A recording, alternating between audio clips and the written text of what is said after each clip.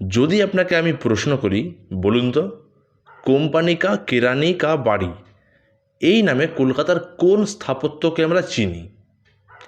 আশা করি এর উত্তর আপনাদের কাছে নেই, কেননা এমন একটা পিকিউলিয়ার নাম কোনো বিল্ডিংয়ের তো হওয়া উচিত নয়। তবে 1841 সালের ক্যালকাটা গেজেটিয়ার বলে একটা সংবাদপত্রে এই বিল্ডিংটাকে এক্স্যাক্ট এইরকমই একটা উৎকট নামে ডাকা হয়েছিল।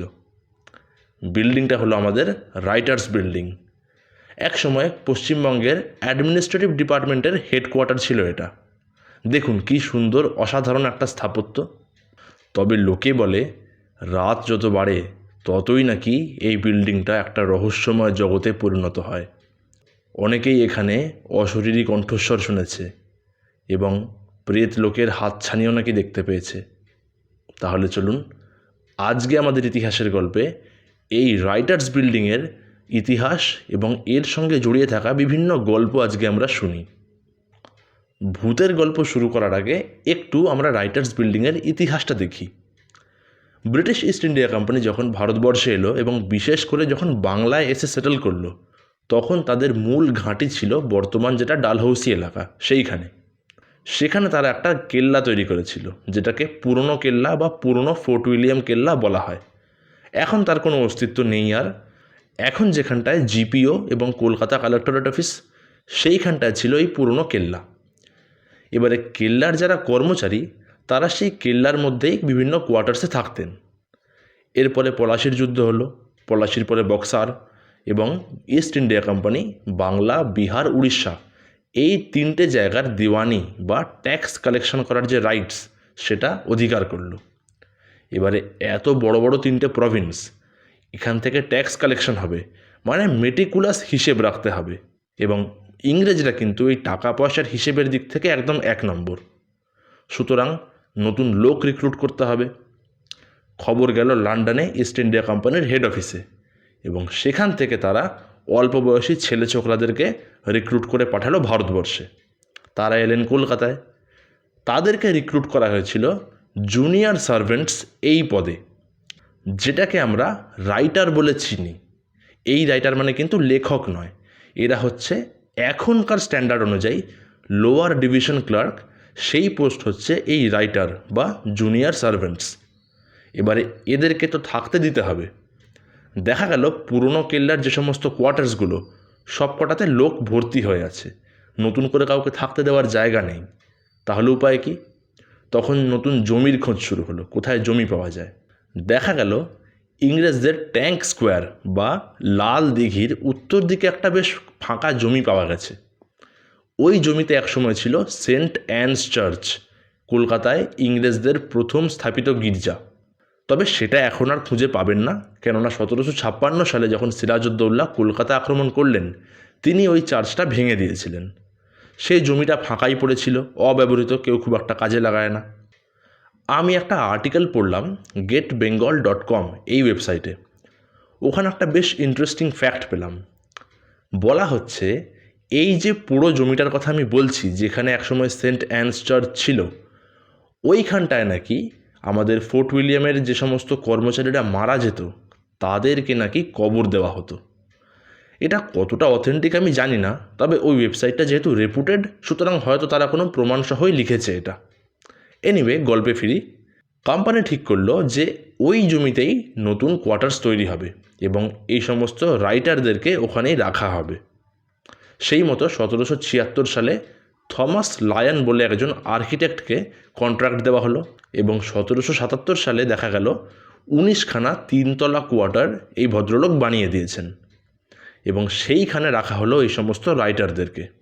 এবার একটা কথা আপনারা চিন্তা করুন, এই যে ছেলেগুলো নতুন রিক্রুট হয়ে এসছে, প্রত্যেকেই বয়স খুবই কম, 19-20-র আশেপাশে। এইরকম ইয়াং ছেলেপুলে যদি দেশ থেকে এত দূরে একা পড়ে থাকে, এদের তো একাকিত্ব হবেই, এবং সেটা কাটানোর জন্য এরা করতো কি, সন্ধে হলেই মদ টদ খেয়ে হই হল্লা করে দিন কাটাতো।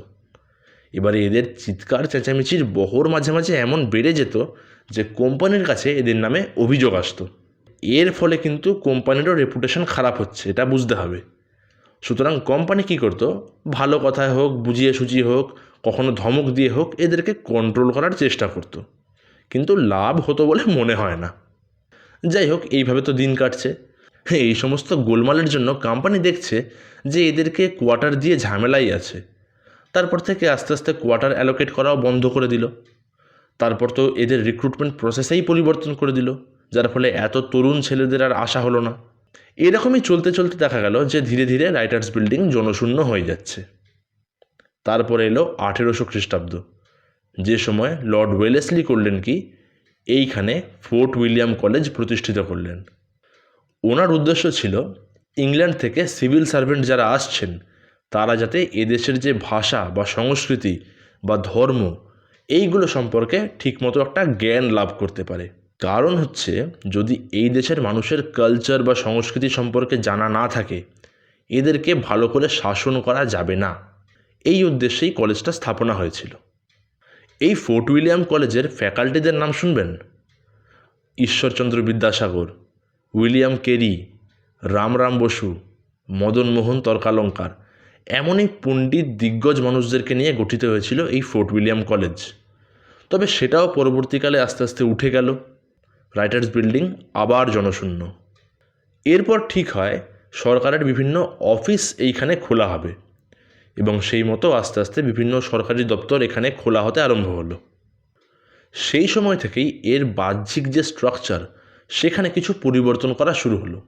এর এখনকার যে রূপ দেখছেন সেটা মূলত আরম্ভ হয়েছিল স্যার অ্যাশলি ইডেন তার সময়ে। এই রাইটার্স বিল্ডিং দীর্ঘদিন ধরে আমাদের পশ্চিমবঙ্গের প্রধান প্রশাসনিক ভবন হিসেবে কাজ করেছে। তবে 2013 সালের পর এটাকে রিনোভেশন এবং মেনটেন্যান্সের জন্য বন্ধ করে দেওয়া হয়, এবং এটা এখনও বন্ধই রয়েছে। এবং তার জায়গায় এই সমস্ত অফিসগুলোকে শিফট করে দেওয়া হয় বর্তমানে হাওড়ার কাছে নবান্ন বিল্ডিংয়ে। এ তো গেল রাইটার্স বিল্ডিংয়ের গোড়ার কথা। কিন্তু ভেবে দেখুন, যে বিল্ডিংটার বয়স 250 বছরের বেশি, সেখানকার কোনো অন্ধকার গলিতে তেনাদের উপস্থিতি থাকতে পারে না, এমন কথা কিন্তু জোর দিয়ে বলা যায় না। সত্যি বলতে কি, এই রাইটার্স বিল্ডিংকে কেন্দ্র করে প্রচুর কানাঘুষো শুনতে পাওয়া যায়। এখানকার যারা নাইট গার্ড তারা বলে যে গভীর রাতে এখানে নাকি কারা ফিসফিস করে কথা বলে, কার নাকি চাপা হাসির শব্দ শুনতে পাওয়া যায়। আবার ধরুন, যে ঘরটা বন্ধ রয়েছে সেখান থেকে টাইপিংয়ের শব্দ শুনতে পাওয়া যায়। বিশেষ করে এই রাইটার্স বিল্ডিংয়ের যে 5 নম্বর ব্লক, সেই ব্লকটাকে ঘিরে প্রচুর বদনাম রয়েছে। একটা ঘটনা বলি। রাইটার্স বিল্ডিংয়ের একজন নাইট গার্ড মুন্সিরাম, তিনি বলছেন যে তিনি একদিন রাত্রে টহল দিচ্ছিলেন এবং সেই সময় এর 1 নম্বর ব্লকের ফার্স্ট ফ্লোরে একজন সাহেবকে দেখতে পান। এত রাতে সাহেব কী করে আসবেন এখানে? মুন্সিরাম লক্ষ্য করেন যে এই সাহেবটি ঘায়েল অবস্থায় রয়েছেন। এমনটা তো হওয়ার কথা নয়। তিনি আর একটু অনুসন্ধান করবেন, এমন সময় শুনতে পান সিঁড়িতে প্রচণ্ড জোরে বুটের শব্দ। এই শুনে তিনি তাড়াতাড়ি দৌড়ে রাস্তায় বেরিয়ে আসেন। আরও একটা ঘটনা বলি, এটাও কিন্তু বেশ গায়ে কাঁটা দেওয়া। জমির উদ্দিন বলে রাইটার্সের একজন পুরনো কেয়ারটেকার ছিলেন। তখন ডক্টর বিধানচন্দ্র রায়ের আমল। একদিন রাত্রে তিনি বিধানবাবুর অফিস ঘরটা পরিষ্কার করতে যাচ্ছেন। এমন সময় ওই 5 নম্বর ব্লকের যে বাথরুম, তার সামনে একটা প্রেত মূর্তি দেখতে পান।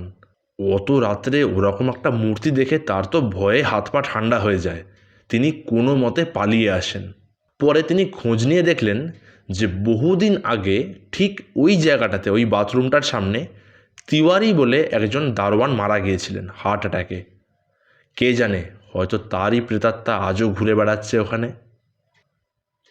ভূতের গল্প তো অনেক হলো, এইবারে আবার একটু ইতিহাসে ফিরে আসি। আপনারা জানেন এই রাইটার্স বিল্ডিংয়ের করিডোরে একবার এক সাংঘাতিক লড়াই হয়েছিল। একদিকে 3 জন বিপ্লবী, অন্যদিকে সশস্ত্র ব্রিটিশ পুলিশের দল। গল্পটা বলি শুনুন। 1930 সালের 8ই ডিসেম্বর রাইটার্সে 3 জন ভারতীয় ঢুকলো। তাদের পরনে ইউরোপিয়ান পোশাক, মাথায় টুপি, দেখে ভারতীয় বলে খুব একটা বোঝাই যায় না। রাইটার্সে ঢুকে এনারা শটান চলে যান তৎকালীন পুলিশের ইন্সপেক্টর জেনারেল সিম্পসন সাহেবের অফিসে। এই সিম্পসন সাহেব অত্যন্ত অত্যাচারী এবং আলিপুর জেলে যে সমস্ত বিপ্লবীরা বন্দী থাকতেন এদের ওপর অকথ্য অত্যাচার করতেন। ওনার অফিসে ঢোকা মাত্র কেউ কিছু বুঝে ওঠার আগেই তিনজনের রিভলভার গর্জে ওঠে এবং দেখা যায় সিম্পসন সাহেব রক্তাক্ত অবস্থায় মাটিতে লুটিয়ে পড়েছেন।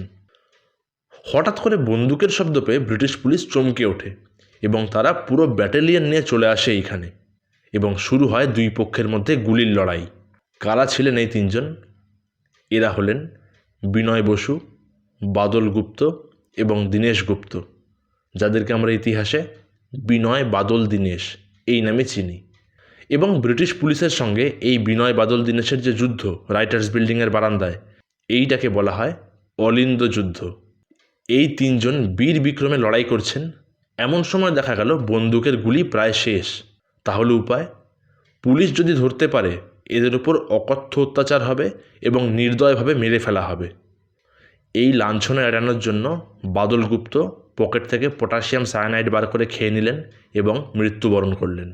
এর মধ্যে আবার দীনেশের পিঠে গুলি লেগেছে, কিন্তু তাই নিয়ে তিনি লড়াই করছেন। কিন্তু যখন দেখা গেল বিনয় এবং দীনেশ প্রত্যেকের কাছেই একটা করে মাত্র গুলি পড়ে রয়েছে, তখন তারা নিজেদের মাথায় বন্দুক ঠেকিয়ে সেই গুলি চালিয়ে দিলেন। বিনয় বসুর মৃত্যু হলো, কিন্তু দীনেশ বেঁচে গেলেন। ইংরেজরা দীনেশকে হাসপাতালে নিয়ে যান এবং তাকে বাঁচানোর চেষ্টা করতে লাগলেন। তবে এটা ভালো কাজের জন্য মোটেই না, কেননা দীনেশ যদি বেঁচে যান তাহলে তাকে চাপ দিয়ে বিপ্লবীদের আরও খবর বার করা যাবে এই মতলবে। সেখানে ভালো রকম চিকিৎসা করার ফলে আস্তে আস্তে দীনেশ গুপ্ত বেঁচে উঠলেন। কিন্তু ইংরেজরা এরপর তাকে ফাঁসি দিয়ে দেয় এবং ফাঁসির মঞ্চে এই বিপ্লবী মৃত্যুবরণ করেন। রাইটার্স বিল্ডিংয়ে এই তিন বিপ্লবীর বীরত্বের কথা মাথায় রেখে পরবর্তীকালে ডালহৌসি স্কোয়ারের নাম পাল্টে দেওয়া হয় এবং এই তিন বিপ্লবীর নামে রাখা হয় বিনয় বাদল দীনেশ বাগ, যাকে আমরা চিনি বিবাদী বাগ বা বিবিডি বাগ নামে। এই ছিল আমাদের আজকের ইতিহাসের গল্প। এরকম আরও ইতিহাসের গল্প শোনার জন্য আমাদের চ্যানেলটি সাবস্ক্রাইব করতে পারেন এবং ইতিহাসপ্রেমী মানুষের সঙ্গে শেয়ার করতে কিন্তু ভুলবেন না। দেখা হবে পরের দিন আর একটা গল্পে। ধন্যবাদ।